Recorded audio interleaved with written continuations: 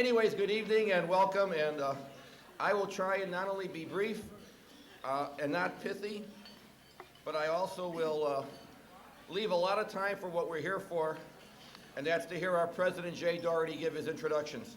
So, and in case you don't know what that means, get these phrases down. The go-to guy, we'll never see one like him again, and you just fill in the blanks. Before I start, I want to introduce somebody who is in the audience and who is the wife of the individual who we honor with the title of our award, the John McDermott Award, and I'd like to introduce his wife, Teresa McDermott. Teresa, please stand up.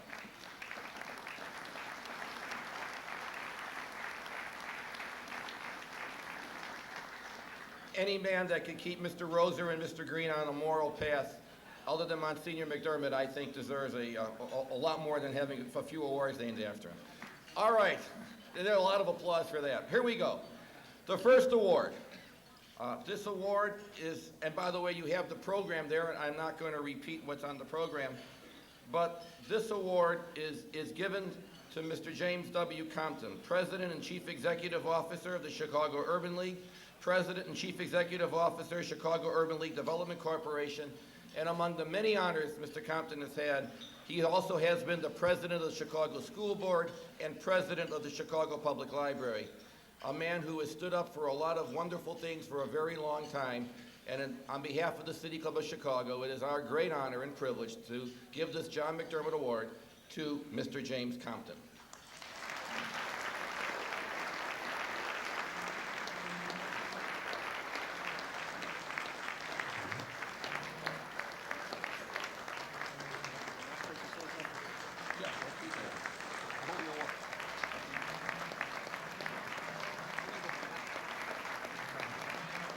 Thank you very much.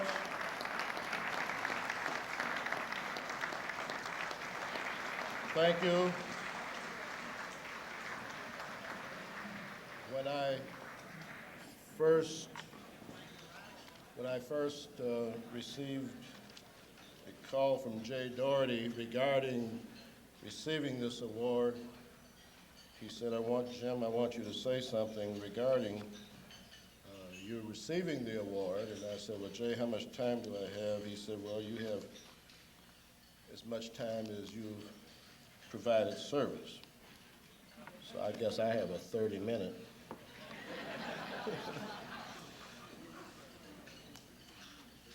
Acceptance. But in all seriousness, on behalf of the Chicago Urban League and myself, I proudly and humbly accept this award for distinguished civic leadership from the City Club of Chicago.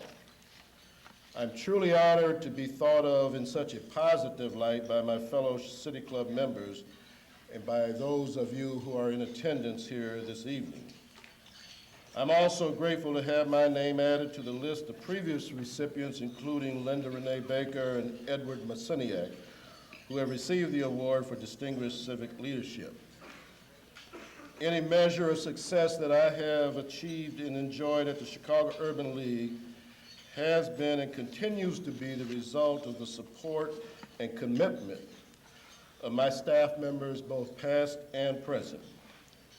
My efforts are linked to the lifeblood of our organization, to the consistent engagement and interest shown by our volunteers over the years. Therefore, my sincere gratitude goes to members of our board of directors, past and present, members of our Business Advisory Council, to our Women's Board, to the Leaguers, Women's Division, and the Metropolitan Board for remaining believers of the Chicago Urban League's 85-year-old mission. I want to offer my heartfelt congratulations to my friend John W. Rowe for receiving the 2002 Citizen of the Year Award. John is also a member of the Chicago Urban League's Board of Directors and served admirably as the chairman of last year's record-breaking Golden Fellowship Dinner. To tonight's other honorees, John Jury and Reverend Augustin Malling, I congratulate you too on your notable careers and all that each of you have done to make Chicago one of the most vibrant and forward-looking cities in this nation. As I close this evening, I want you to know that the Chicago Urban League will continue to work for the achievement of equal opportunity and parity for African Americans, other minorities, and the economically disadvantaged in every phase of American life. And with that as mind, it is appropriate to note that collectively and individually, we all have the opportunity to positively impact the present and future for all Chicagoans. As I close, I'm reminded of some words of an unknown writer who's been an inspiration throughout my career. And I close on these words. Lord, although this life is but a race, and although we know not what we choose, and although we grope with little faith, God give us the heart to fight and lose. Ever insurgent, let me be, make me more daring than devout, and from deep, sleek contentment, let me be, and fill me with a buoyant doubt. Fill my ears with music and let me hear spring's first flutes and drums, but never let me dare forget the bitter ballads of the slums. From compromise and things half done, keep me with stern and stubborn pride, but when at last the battle is won, God keep me still dissatisfied. Thank you to the City Club of Chicago.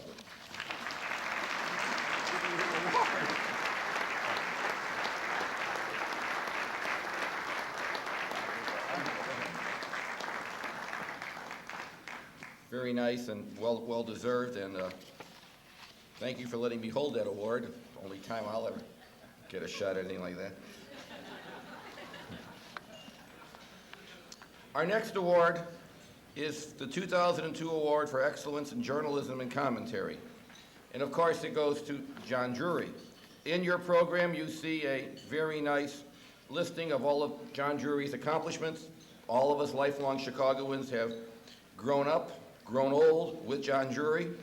But one thing he does not know, and this is I warned him about this little kicker, just something, John, so take a minute, even less than that. But John's been on many television stations. That could mean that he was really well sought after. Also could mean, tough to hold a job. But on one of those stations, he worked with no one less than my colleague at WGN Radio, Tom Peterson. Yes. And Tom Peterson would like to be here, but right now he's asleep.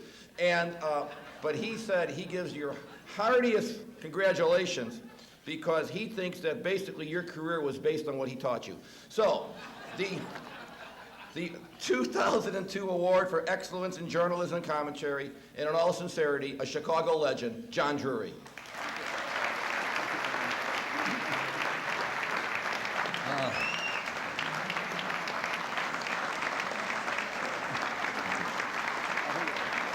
Would you remain standing during my whole 6 minutes here? I would love it.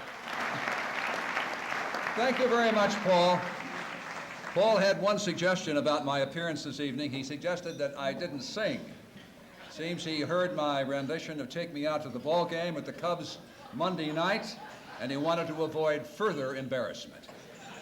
But of course, the Cubs won that night after I sang. You do realize that. I'm honored to be here tonight and to be among such distinguished honorees and to receive this award.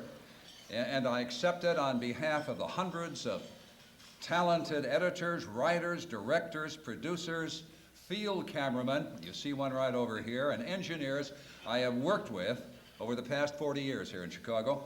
Their efforts have sustained my career long beyond the years I thought possible, and probably even surprised some of them. I'm especially grateful to Alex Burkholder, who sits at table 50, who has worked at my side for 24 years at 2 stations as a producer and investigator and made me look better than I deserve. And also to Diane Burns, who also sits at table 50, who I've spent my evenings with for the last few years. And Jennifer Graves, who is our news director and who we're especially proud of. When Jay Doherty called me about tonight, I asked him who decided I would be chosen for this award. He replied that he and Tom Roser and the City Club board. I guess it took a while. Tom was holding out for Russ Limbaugh. Well, he works, for ABC, No, he doesn't. It's an independent network. Well, I talked to Tom earlier this evening, and we discussed politics, and I told him that I'm an independent voter, but that I have some doubts about the political leanings of my dog. I told him I think my dog, Horrors, might be a Democrat. At least I get that impression every time I take him for a walk and he sees a bush.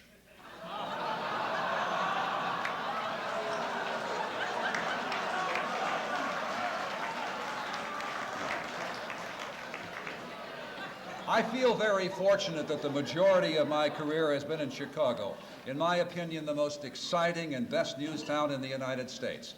I've lived in northern Illinois outside of the Chicago city limits all of my life. I fell in love with the city at the age of 5. I first viewed the majestic skyline in 1932 from the windows of the CA&E, the electric line that connected Chicago, Aurora, and Elgin. We were on our way from Aurora to attend the Century of Progress, the World's Fair that stirred the city out of its Depression doldrums. From that day on, the center of my universe was Chicago. I read its newspapers, Colonel McCormick's Tribune in the morning, Frank Knox's Daily News in the afternoon. Its radio stations, WBBM, WGN, WLS, and WMAQ, filled those Depression years in Aurora and Ottawa, Illinois with entertainment and exposed us all to the events in Europe that would draw my 3 brothers and me into another world war.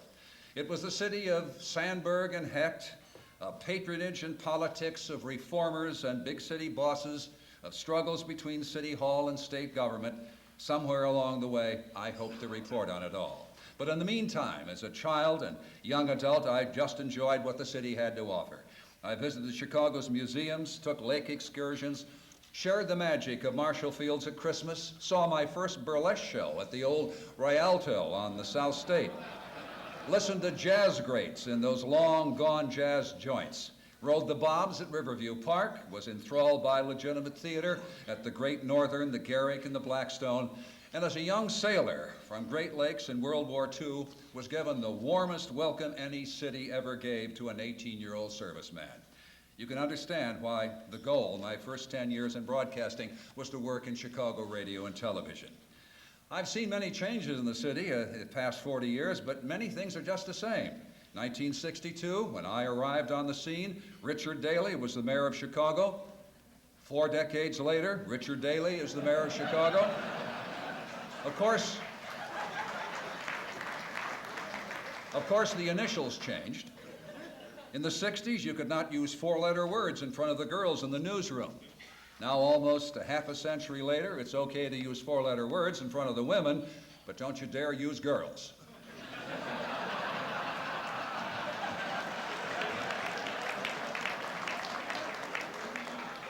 When I first started reporting at WBBM, there were those who were saying, say, he's doing pretty good for his age.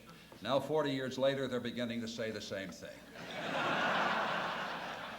Well, in all, I've been in broadcasting 50 years, 50 fulfilling years, and it's left me with some extraordinary memories. Interviewing John and Bobby Kennedy in the city room of the Milwaukee Journal after John's victory in the Wisconsin presidential primary in 1960, both flush with victory and both not to live out the decade. A jaunt down State Street with populist Frank Capra, one of my personal heroes, the Academy Award-winning director who gave us It's a Wonderful Life and Mr. Smith Goes to Washington, captivated as he spun stories of a Hollywood that was no more. 400 feet below the Atlantic Ocean aboard the ballistic missile submarine Tecumseh, and learning that Anwar Sadat had been assassinated in Egypt and being told the submarine might have to go on station with us aboard. Being confronted by Chicago's first female mayor, Jane Byrne, after she brought her whole cabinet to WGN to chastise me over a story she didn't like. Spending an afternoon with Richard Nixon, after his recovery from the defeat in his race for governor of California, and as he was beginning his return to presidential contention and listening to his strategy to gain the White House. And watching a young man from the West Side released from prison after serving 9 years for a murder he didn't commit, and knowing his release was the result of a series of stories I reported that led to the law firm of Jenner and Block taking the case pro bono and obtaining a new trial and his freedom.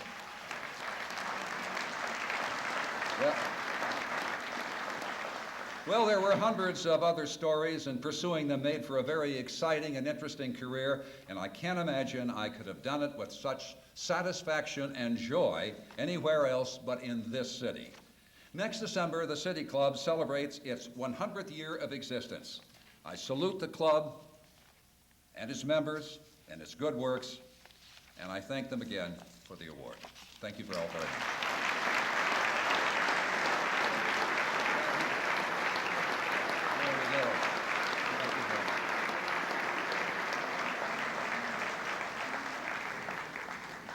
Possibly has a good radio or TV voice.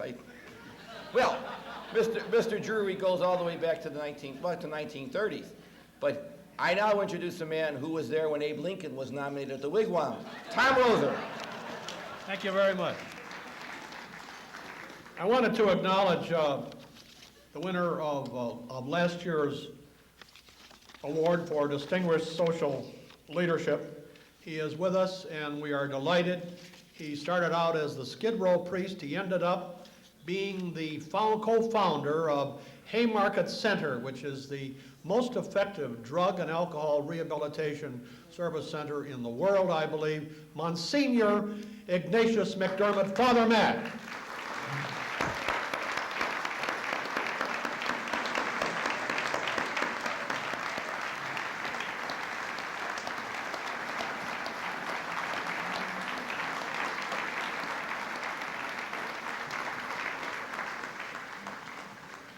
And now another 2002 John A. McDermott Award. John A. McDermott was no relation to Father Mac, but John McDermott was Executive Vice President of the City Club and a good friend of all of ours. And this award is named after him. Father Augustin Milan is the winner of another John McDermott Award. He's director of Port Ministries. And I got to know Father some years ago, and he is a person who has achieved very much in this. And I just want to cite some of the things that he has done with his program. He has fed the homeless, and he has taken care of people who are out on the street. He has a wonderful program of distinguished service that just does an awful lot for the city of Chicago. I'll give you a little bit of his background. He is founder and director of Port Ministries on the South Side. He became a priest in 1970 at Christ the King Seminary in West Chicago, then went to Pittsburgh where he preached and worked as a youth minister. And on and on and on. He moved to the south side of Chicago where he chose to live in poverty while he furthered his outreach to the needy of his institution. So it's with great honor that we're proud to present to Father Augustin Milan the John McDermott Award for Distinguished Social Leadership. Father?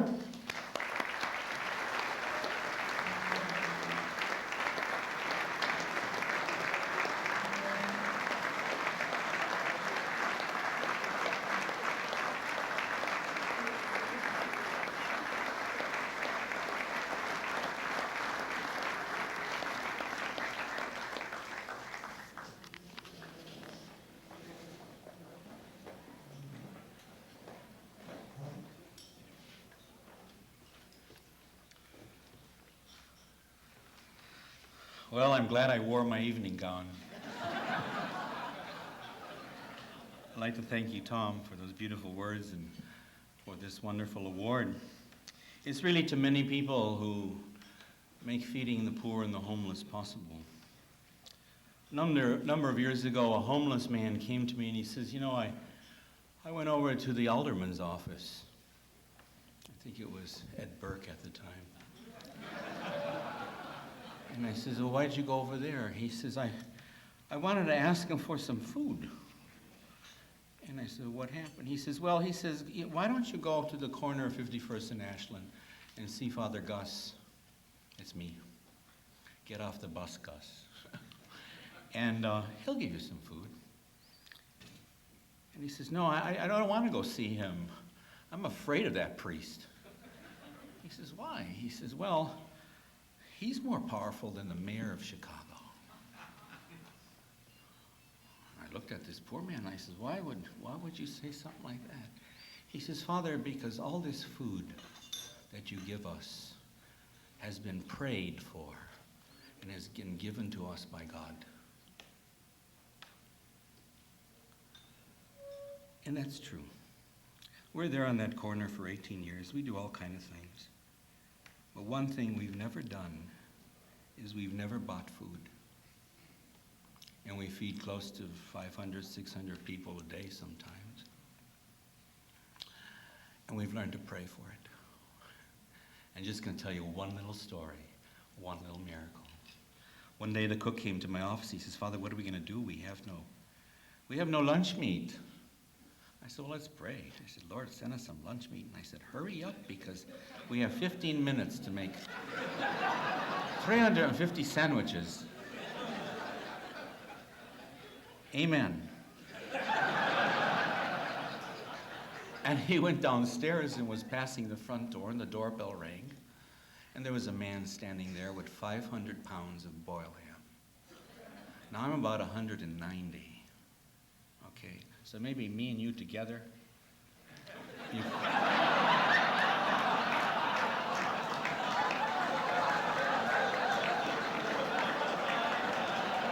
You could imagine 500 pounds of boiled ham. So he came running up. He turned white. I said, what's the matter? He says, a man down there with 500 pounds of boiled ham. I said, well, that's what we prayed for. But that has happened every day. And I think it teaches us something, and that's what I've learned. We could learn a lot from a lot of different people. But I've learned that we're all poor somehow. Some of us cover our poverty up in evening gowns. Some of us cover our poverty up with Maybelline and double knit. Some of us wear our poverty on the outside. But we're somehow all poor. And what I've learned in these years is that God loves the poor. And so do I. So I want to thank you for this award. And I thank God for all that he's done. I thank my staff. We have 30-some people on our staff now, 7 buildings. But all those poor people who come through our door and who were able to tell, you know, God brought you boiled ham today. Thank you. God bless you.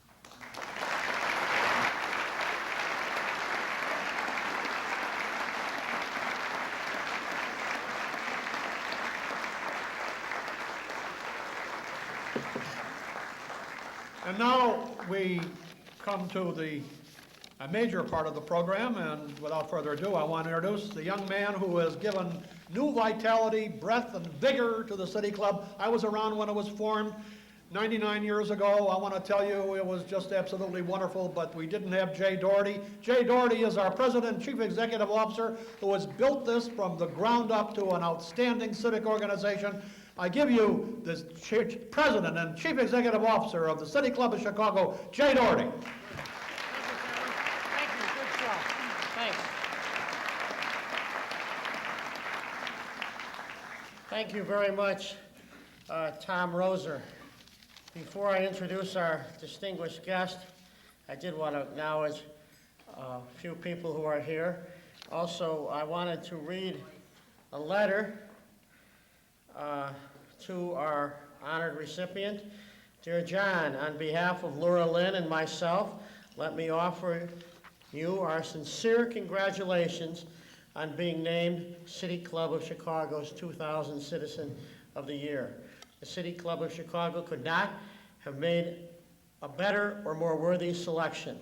Please accept my sincere congratulations on this honor from the City Club and my very best wishes in the future. Sincerely yours, George H. Ryan, Governor of Illinois.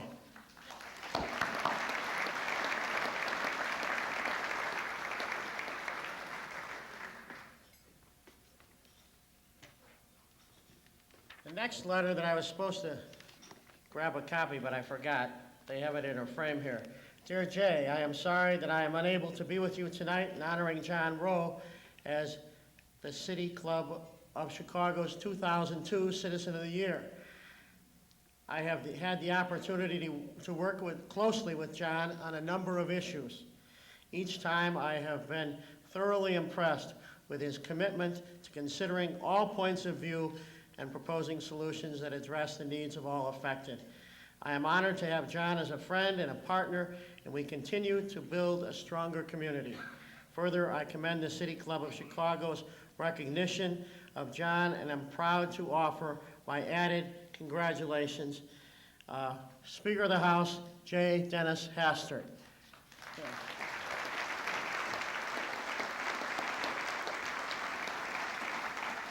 I wanted to remind everyone that this evening is being shown on CAN TV, or recorded on CAN TV. The cameras are here covering it, and this will be cablecast on May 18th at 7 p.m. Tune in every week for the City Club Presents Inside Chicago on CAN TV.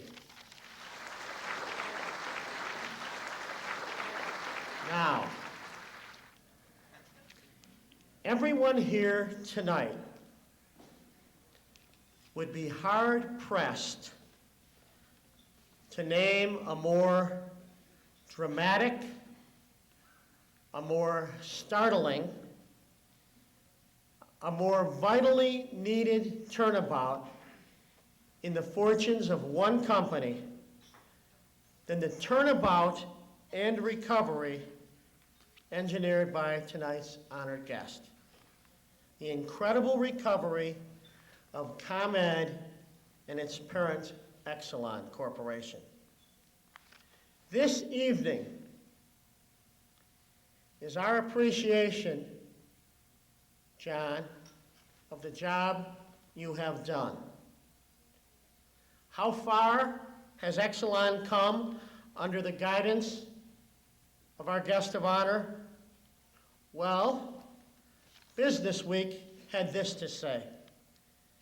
Business Week ranks Exelon Corporation as the best performer overall in the utility energy services sector for the year 2001, end of quote.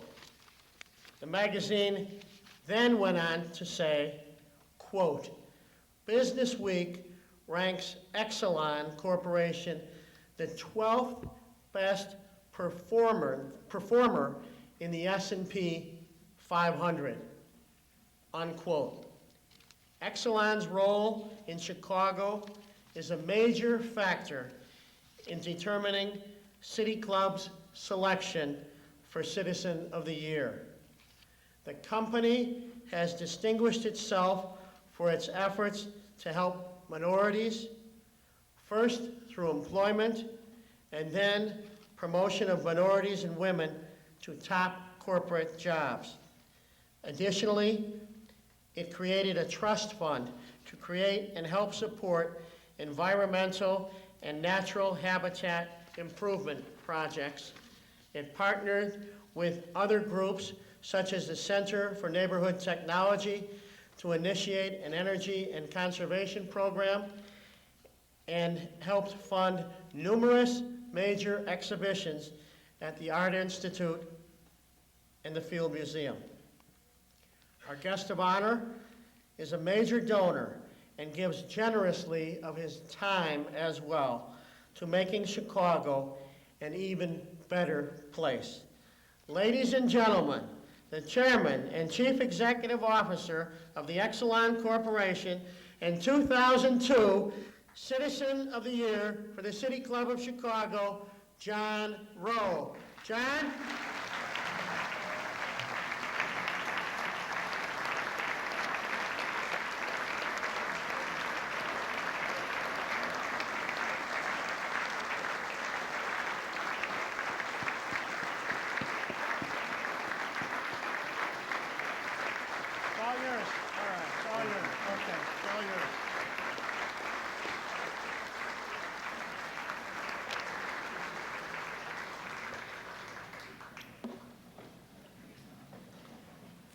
Jay, Gene and I are very grateful to you, to the City Club, and to everyone who's here for this evening. It is only 4 years ago, and another month or so, that we came to this city. And as some of you may remember, in 1998, we had a few days when we were a little short of the commodity we were supposed to be selling. And we also had a few problems learning how to work with the city. And after some fairly well-publicized events, one of my executive vice presidents wandered into my office and said, "John, you're getting more bad press than anything since World War II." Well, that wasn't good enough for us. In '99, we had a little problem delivering the product that we were supposed to sell. And the same wag came into my office and said, "John, I was wrong. You had more bad press than anyone since Al Capone." And when you think of what we have done, and assuredly I have done none of it, it is the officers and employees who work with me who have done it, and we think of how you are recognizing and welcoming our efforts here tonight, there really is no appropriate response except humility and very deep gratitude. And I assure you that Gene and I feel both. I had a list of people I should thank. I suspect we would never get around to giving me the award if I tried to do that, and I'm not one to leave good things on the table. But I do want to emphasize, just by group, the Lieutenant Governor, a recently elected congressman, every member of the Illinois Commerce Commission, almost 24 mayors, key members of the City Council, people who have been at the heart and soul of government and business in Greater Chicago for decades. There's no way to thank you properly for taking us into your hearts in the way you have, and frankly for giving us the chances you have. It's very special. I have to thank a few personal connections especially. Gene, of course, my son Bill and his friend Claire, my father and members of my family from Wisconsin and Rhode Island, my very oldest friends in the city, Terry and Carol Moritz, and Peter and Patty Fazio, who picked us up the day we came to town and decorated us with flowers, so we feel welcome. Ed Brennan, Dick Thomas, Ned Janata, Richard Glanton, Sue Jin from the Excellent Board, Mary Kay and Robin, who get me from place to place on an impossible schedule. I really do thank you all immensely. But as I have said, there is no way, without going through this room table by table, to thank you all in any individual way, and I sincerely regret that because my wife and I are grateful to all of you. But I thought tonight I might pick out a couple of people who, for very special reasons, represent what all of us wish we could be and which we so often fail to do. And let me start with Bishop Line. Now, there's a real challenge. So what can a country Protestant who just came to Chicago a few years ago do to praise the bishop who, more than any one other person, represents soul in this city, who's baptized half your children and married the rest of your spouses? So how can I properly describe Bishop Line to all of you who know him better than I do? Well, I'm going to do it by proving that I remember something from two of his homilies. The first one was quite recent. It was about a month ago, after the current travails of the church were fairly well known, but before people seemed to be addressing them in public. Bishop Line walked to the pulpit at Holy Name, and he said, "We have made mistakes. Here are some reasons why we made mistakes, but let us remember that we have made mistakes." And then he said, in words that could go back to St. Augustine and the Donatists, "Let us not judge our faith in the Creator by the mistakes of his servants." And now I go back to the Sunday after September 11, when the bishop said, "Those who do not understand us thought our gods were money and power, so they attacked the World Trade Center and the Pentagon, thinking they were destroying our gods. I hope we will prove them wrong." I have no doubt, Bishop Line, that as long as you are here, those people were wrong, because there is someone to teach us what our souls should be and what our gods should be. And Gene and I are especially grateful that you're here. Next, people talk about Ed and Ann Burke, and they've already been recognized here tonight, but I want to say something particular. You know, when they talk about Ed in the papers, it is usually powerful finance chairman, and then there's probably some more hyphens. And Jay pointed out that Ed Burke has been a major factor in Chicago politics, at least since 1970, when I came to town the first time. And he is a genuine sage of what goes on in our government.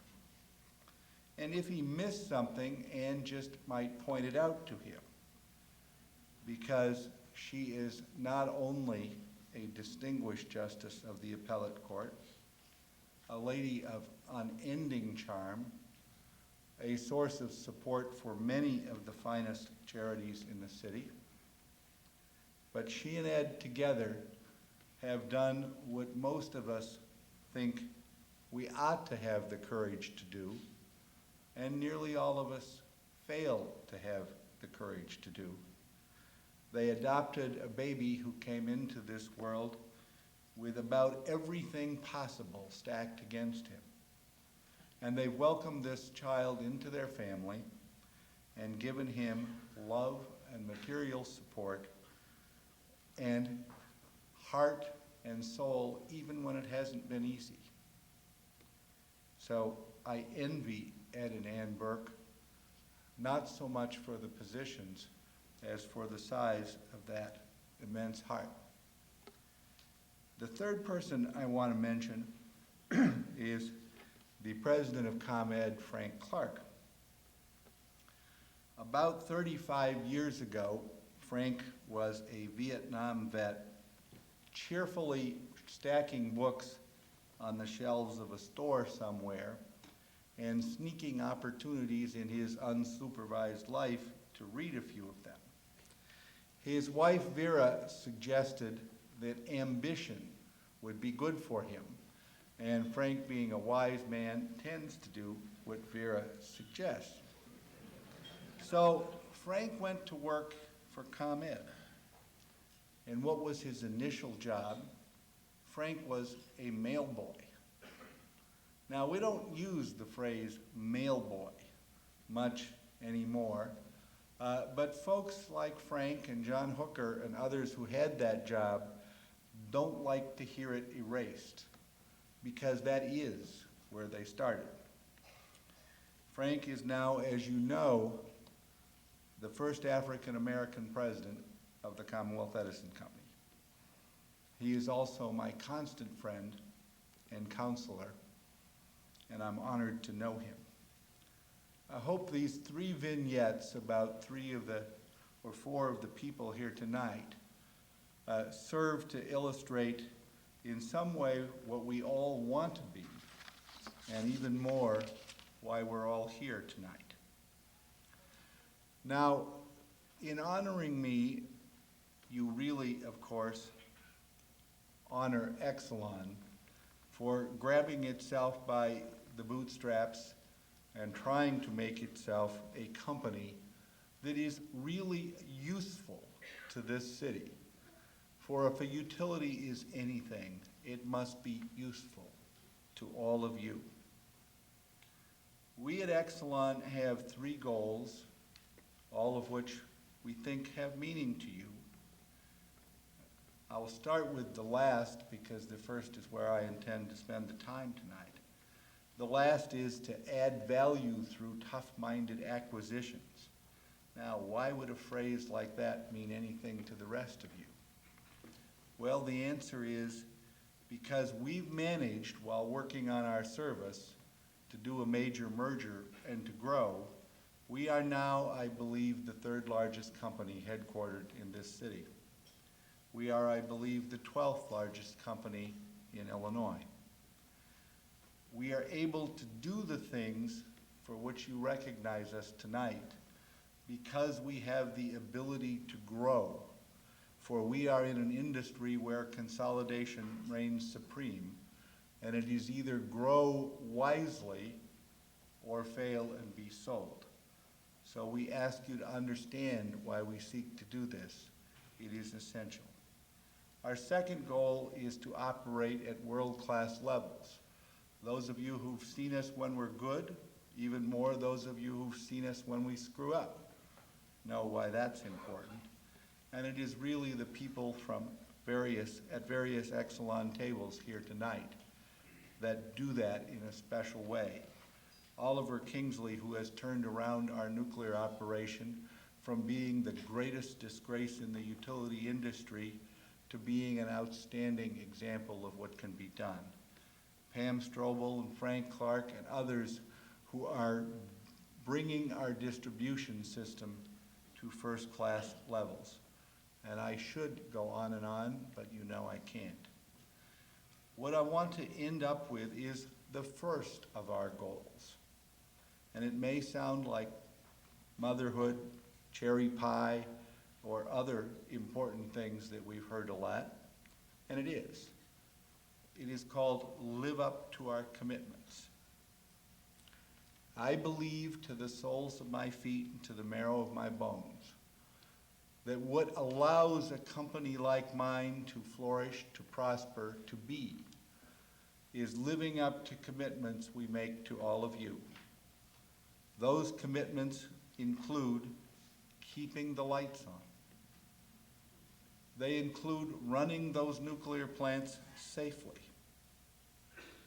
They include trying oh so diligently to work with the city and the state and the Public Utility Commission, and I'm deeply grateful that all 5 of you are here tonight, to try to devise a system in which you have reliable service, safety nets for small customers, and real competition for those who want it and claim it. And you may think that all just happens, but we've learned from California and Enron that it doesn't just happen. It takes unending work, and it takes a willingness for a company like mine to help while we compete. That's a task that's a little different than many businesses have. We are working very hard, as Jay was kind enough to recognize, to increase the diversity of our employment, our contractors, to work on developing all of the different relationships that make it possible to be a utility in a complex place like Greater Chicago. I'll give you one vignette. About 2 weeks ago, I was down in Washington talking to congressmen seeking support for the Yucca Mountain Nuclear Waste Depository. And I found among the Democrats the most enthusiastic, quickest to help was Congressman Bobby Rush. Now, think and put in Doonesbury or whatever your favorite cartoon is. the white utility executive from a farm in Wisconsin, seeking the aid of the former Black Panther in Congress to license a nuclear waste dump. I mean, it doesn't take John Cruikshank to have a little humor with this picture. But why was Congressman Rush there for us? And the answer is oh so simple. Because he believes we are there for the people he represents.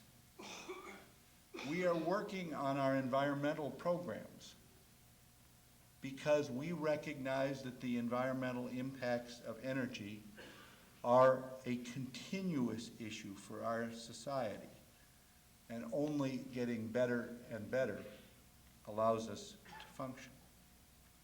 We work with the Urban League, as Jim Compton was kind enough to recognize, with the Spanish Coalition for Jobs, with El Valor, with ADL, because we have noticed something about demographics, something that all of you know, but I don't think we can say any too often. Chicago is 38% African American. Chicago is 33% Hispanic. We are all a minority tonight. And it is our job as a utility to reach out better and better, to learn new ways of including and serving, to be a company that all of you are proud of and that all of you feel is in some way yours. So the whole meaning of our goal 1 is to flourish ourselves by genuinely keeping our commitments to you. We are oh so deeply grateful to all of you here tonight for recognizing that we are doing better. And I can assure you that your kindness to me tonight means we shall try even harder. We shall try in the city of Chicago, and we will try in the suburbs and in Rockford and all the places where several dozen mayors come from tonight. We will try with our Polish customers and our Irish customers, our Anglo customers, our African American customers, and our Hispanic customers. We shall do our best both to make commitments and to keep commitments. And when we fail, we shall ask your mercy and try harder yet again. I am, like a fair number of you, a product of college in the 60s. And at that time, we all had a variety of songs, but I think one of them probably captures how I feel tonight better than the others. But then I use it all the time, so it usually captures how I feel tonight better than most others. And the good news is I'm not even going to try to sing a bar of it. But I will end with just a couple of lines. Deep in my heart, I do believe that we'll walk hand in hand someday. Thank you very much.